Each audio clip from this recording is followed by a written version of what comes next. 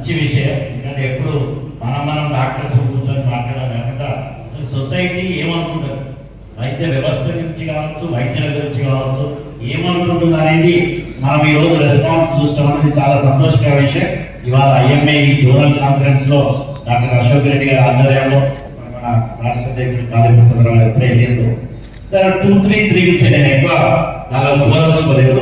But only thing one I want to specify ఏంటంటే Indian medical association ఏదైతే ఉన్నదో ఒక ఆర్గనైజేషన్ హెల్త్ ప్రొఫెషన్ లో, మెడికల్ ప్రొఫెషన్ లో ఒకటే ఒక ఆర్గనైజేషన్. మా యొక్క మోటో 2 pillars మీద, ఒకటి రైట్స్, మా యొక్క హక్కుల గురించి కొట్లాడుకుంటూ ప్రజారోగ్యం గురించి కూడా నీకే బాధ్యతలని చెప్పిన ఏకైక సంస్థ ఇండియన్ మెడికల్ అసోసియేషన్ చెప్తున్నాం. It is formed on the base of 2 pillars. Only 1 pillar is మా యొక్క రైట్స్, హక్కులు, ఇంట్రెస్ట్ కాపాడడానికి ఒకటి. రెండవది సమాజం మీద ఉన్నటువంటి ప్రజారోగ్యం మీద మా బాధ్యత ఎంత ఉండాలనేది అసోసియేషన్ ఫామ్ అయినప్పుడే మా యొక్క బేసిక్ యొక్క కాన్సెప్ట్. కాబట్టి ఈరోజు ప్రజారోగ్యం మీద మన పాత్ర ఎంత, ప్రభుత్వ పాత్ర ఎంత అనే యొక్క శీర్షిక మీద మాట్లాడుకుంటున్నాం. కాబట్టి ఇంకొకటి వారికి క్వశ్చన్ చేశారు. ప్రాథమిక హక్కులలో మొదలు తిండి ఫస్ట్ ప్రాథమిక. మనిషి బతకడానికి తిండి ఉండాలి. రెండవది ఆ తిండి తినేవాడు ఆరోగ్యంగా ఉండాలి. ఆరోగ్యమైనటువంటి బతుకు కావాలి, ఆరోగ్యమైన బతకాలి, ఆరోగ్యమైన బతుకు కావాలనే దానికి రెండో వరకు ఏది ప్రాథమిక వరకు ఆరోగ్యం. ఇవి రెండు ఉండి పశువు కూడా ఆరోగ్యంగా ఉంటుంది. అట్లాంటిది కాకుండా చైతన్యవంతమైన బతుకు కావాలి. కాబట్టి ఎడ్యుకేషన్ ఉండాలి. ఇది 3: తిండి, ఆరోగ్యం, వైద్యం. ఈ 3 ప్రాథమిక హక్కులుగా భావించుకుంటూ మరి ఈ రోజు ఉన్నటువంటి కేంద్ర ప్రభుత్వం కావచ్చు, రాష్ట్ర ప్రభుత్వం కానీ ఈ ప్రజారోగ్యం ఏదైతే సెకండ్ ప్రాథమిక హక్కు అనుకుంటున్నామో దాని మీద వాళ్ళ బాధ్యతను సక్రమంగా నిర్వర్తించిందా లేదా అనే యొక్క చర్చ. లేకపోతే విద్యుత్ వాళ్ళు ఏ విధమైనటువంటి సూచన. Who are the stakeholders first ఈ యొక్క ప్రజారోగ్యాన్ని సక్రమంగా రేల్స్ మీద, పట్టాల మీద పోయడానికి, అమలు చేయడానికి ప్రభుత్వానికి సూచించవచ్చు, లేకపోతే ప్రభుత్వం ఇంప్లిమెంట్ చేసేందుకు who are the stakeholders ఎవరు? ఒకటి ప్రజలు, రెండోది వైద్యం గురించి నేర్చుకున్నటువంటి వైద్యులు కావచ్చు, లేక వైద్య రంగం మీద అనుభవం ఉన్నటువంటి వాళ్ళు, తమకు తామే తెలియగలరు బ్యూరోక్రాట్స్, సోషల్ యాక్టివిస్టులను అసలు పరిగణలోకి తీసుకోరు. సోషల్ యాక్టివిస్టులను పరిగణలోకి తీసుకోదు మన ప్రభుత్వాలు. నేను పొలిటికల్ లీడర్ కోదలుచుకోలేదు. అది బీజేపీ, కాంగ్రెస్, వీడా వాడా ఎవరైనా కూడా ఏ బడ్జెట్ ఎట్లా తయారు చేస్తారు మీకు తెలుసా? లాస్ట్ టైం 1000 కోట్లు అనుకున్నాం. ముందర పెట్టుకున్నాడు వీడు ఎవరు, అక్కడ ఉన్న IAS గారు పెట్టుకొని దీని దగ్గర 10 తీసేస్తాడు, దీని దగ్గర 10 కలుపుతాడు. ఈ పద్దు ఏ పద్దులు అట్లే ఉంటాయి.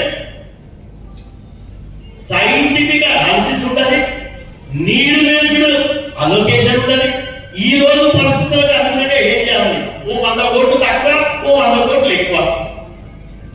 అక్కడి నుంచి ఇక్కడ ఏదో కొంచెం ఆ పాలకులు ఎవరైతే ఆయనకు ఇంట్రెస్ట్ ఉన్నారో మోడీ గారి డిజిటలైజేషన్ అంటే దానిలో 100 కోట్లు పక్కన పెడదాం. ఈ వచ్చిన మన ముఖ్యమంత్రి ఏదన్నా ఒకటి చెప్పేది ఉంటే ఏది 5 లక్షల నుంచి 10 లక్షలు చెప్తాను ఆలోచిస్తుంటే దానికంటే పెంచుదాం. ఇది నడుస్తా ఉన్నది. కానీ మరి ఇక్కడ ఉన్నటువంటి స్టేక్ హోల్డర్ కాబట్టి నేనేమంటున్నానంటే జీడిపిలో మనం కనుక బడ్జెట్ అలొకేషన్ ఇవన్నిటికీ అంటే మళ్ళీ అక్కడికే వస్తాను. ఏది ఇవన్నీ చేయాలంటే, ఇవన్నీ అమలు చేయాలంటే నువ్వు అనుకున్నటువంటి 1:1000 కంటే మనం 1:8 అది వచ్చింది. అదొకటి వైద్యులు గణేష్ గారి ఒకటి కరెక్షన్ ఏంటంటే వైద్యులు తక్కువ లేదు. ఇప్పుడు WHO సూచించిన ప్రకారంగా వైద్యుల యొక్క నిష్పత్తి మన భారతదేశంలో అమలు అయి వచ్చేసిన వాళ్ళు అదే వచ్చినా కూడా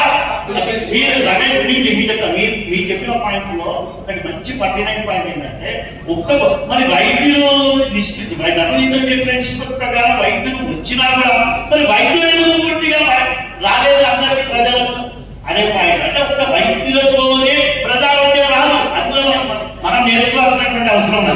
ఒక్క వైద్యుల నిష్పత్తి పెరుగుతనే, మెడికల్ కాలేజెస్ 60 అయితేనే ప్రజారోగ్యం మంచిగా అవుతుందనే కాన్సెప్ట్ నుంచి బయటపడాలి. వైద్యులకు కూడా మనమే బయటపడాలి. ప్రజారోగ్యం అంటే పరిమళించడం కాదు. నీకు good sanitation, safe drinking water, good sewerage system. మరి ఈ 3 లేకపోతే ఆరోగ్యం ఎక్కడదే? నువ్వు ఇవాళ కమింగ్ టు ద 4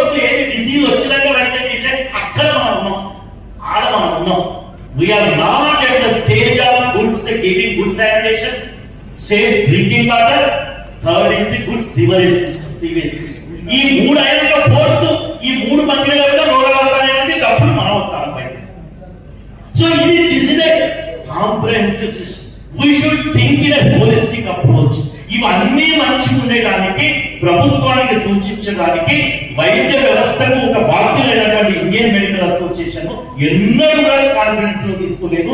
కేంద్ర ప్రభుత్వం కానీ రాష్ట్ర ప్రభుత్వం కానీ మంచి మంచి మేధావులు ఉన్నది, ఎంతో మంది నిష్ణాతులుగా ఉన్నది, కూలంకషంగా ఫీల్డ్ లో ఎదుగుతున్నటువంటి ఆరోగ్యానికి వైద్యానికి గురించి విలేజెస్ పోతాం అన్ని పోతాం మంచిగా.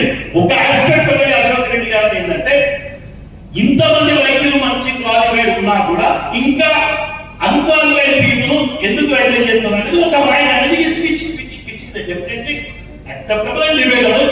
అండ్ ఇది మనం ఎందుకంటే నువ్వు పల్లెటూరులలో వాళ్ళు బ్యాగ్ ఆరోగ్య వైద్యం చేస్తారంటే అర్థం కాదు. నువ్వు సిటీలో అన్ని వైద్యాలు ఉన్నప్పుడు కూడా ఈడనే మ్యాక్సిమం నెంబర్ ఆఫ్ ఆరోగ్యులు, పిఎంపీలు, ప్యాడ్ అన్సైంటిఫిక్ మన టౌన్ ఎందుకున్నారంటే దానికి జవాబు లేదు ఎవరి దగ్గర జవాబు ఉండదు. సో కాబట్టి it's a complex issue.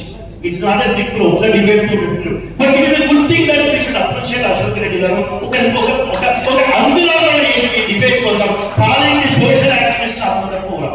Because వాళ్ళు రోజు ప్రతినిత్యం ప్రజలలో ఉంటారు కాబట్టి ప్రజలు మన గురించి అంటే ఒక వైద్యుల గురించి కాదు, వైద్య వ్యవస్థ గురించి కాదు, హాస్పిటల్ సౌకర్యాలు కావచ్చు, మందుల అవైలబిలిటీ కావచ్చు, ప్రతి ఒక్క దాంట్లో వైద్యుల యొక్క పాత్రే కాకుండా మిగతా యొక్క సోషల్ యాక్టివిస్టులు కూడా అందరినీ కలుపుకొని ఒక్క బ్యూరోక్రాట్ అయ్యేది కాదని నిర్ణయించొద్దు.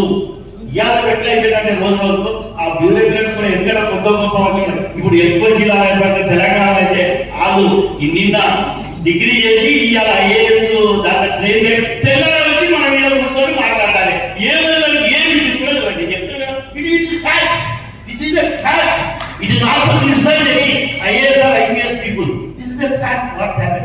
మనం టెక్నోక్రాట్స్ ఎప్పుడైతే ఏ ఫీల్డ్ లో ఉన్న టెక్నోక్రాట్స్ వాళ్ళ ఆ ఫీల్డ్ లో వాళ్ళని కాన్ఫిడెన్స్ తీసుకోకుండా, వాళ్ళని స్టేక్ హోల్డర్స్ తీసుకోకుండా, వాళ్ళని policy decision part of the game లా తీసుకున్నంత మటుకు ఈ వ్యవస్థ ఇట్లనే ఉంటుంది. లోకోద్యోగ వెళ్తాడని కావచ్చు కానీ, బట్ ఇప్పుడు హెల్త్ అలొకేషన్ కూడా బడ్జెట్ ప్రతిసారి కొంచెం పెరుగుతుంది. బట్ ఏదైతే సోషల్ ఇండెక్సెస్ లో పెరిగినంత హెల్త్ బడ్జెట్ అలొకేషన్ పెరగట్లేదు. నీకు జీడిపిలో నీకు ఎంత వచ్చినాం మనం ఇప్పుడు 1.9 2% 2.1% వచ్చినాం మనం ఎప్పటికీ 1.6% 10 ఉంటే ఇప్పుడు నువ్వు వచ్చింది 1.9 2% వచ్చినాం మా డిమాండ్ ఏంటంటే జీడిపి మన డిమాండ్ చెప్తున్నా కదా, మా Indian countries demand minimum 10% of the GDP అంటే గ్రాస్ డొమెస్టిక్ ఏదైతే కన్సంప్షన్, ఇన్వెస్ట్మెంట్, సర్వీసెస్, గూడ్స్ ఇవన్నీ కలిసి ఆ స్టాటిస్టికల్ డిపార్ట్మెంట్ క్యాల్కులేట్ చేస్తారు కదా. ఏదో డెఫినేషన్స్ ఉంటాయి కానీ we don't know how to calculate also. నిజంగా మాట్లాడారు but it is the statistical department it's calculate. ఇప్పుడు కూడా ఏది అమెరికా 17 ఫ్రాన్స్, జర్మనీ, జపాన్ జీడిపిలో వాళ్ళు ఎందుకు మనకి 10% కన్నా పైన పెడుతున్నారు? మనం కూడా ఆ స్థితికి వచ్చినప్పుడు మనం పెట్టే డిమాండ్స్ అన్ని కూడా ప్రజలకు అందుబాటులోకి వస్తాయి. కాబట్టి ఈ వేదిక ద్వారా మన సోషల్ యాక్టివిస్టులు మేము అందరం కూడా ఒకటి పాలసీ మేకింగ్ లో ఇండియన్ మెడికల్ అసోసియేషన్ మన కాన్ఫరెన్స్ లో తీసుకోవాలి అనేది ఒకటి. రెండవది నిష్ణాతులైనటువంటి టెక్నోక్రాట్స్ అయితే ఏ ఫీల్డ్ లో ఆ ఫీల్డ్ లో ఉన్నటువంటి వైద్య రంగంలో ఎంతో అనుభవం వాళ్ళని కూడా పాలసీ మేకింగ్ అప్పుడు హెల్త్ పాలసీ మేకింగ్ తీసుకోవాలి. సోషల్ యాక్టివిస్టులను తప్పకుండా సొసైటీలో జరుగుతున్నటువంటి రుగ్మతలన్నింటినీ చూసి ఉన్నారు కాబట్టి వాళ్ళను కాన్ఫరెన్స్ లో తీసుకోవాలి. ఒక్క బ్యూరోక్రాట్స్ మీదనే కనుక పెట్టి ఈ పొలిటికల్ సిస్టమ్ కనుక ఈ యొక్క బడ్జెట్ అలొకేషన్ ప్లస్ ఎగ్జిక్యూషన్ లో కనుక ఉంటే మాత్రం ఈ వ్యవస్థ మారదని తెలియజేస్తూ ఈ యొక్క అవకాశం ఇచ్చినటువంటి అశోక్ రెడ్డి గారికి కృతజ్ఞతలు.